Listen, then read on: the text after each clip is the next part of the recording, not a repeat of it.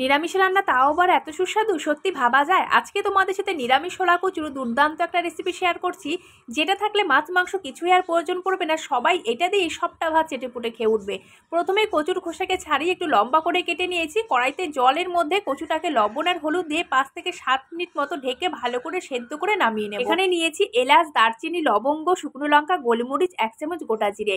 শুকনো কলায় ভেজে ঠান্ডা করে মিক্সিতে আদা, কাঁচা লঙ্কা, টমেটোর সাথে একটা মিহি পেস্ট তৈরি করে নেব। একটা বাটিতে 3 চামচ বেসন, পরিমাণ মতো লবণ, হলুদ, লঙ্কার গুঁড়ো, 2 চামচ কাঁচা সরষের তেল আর নিয়েছি পরিমাণ মতো জল।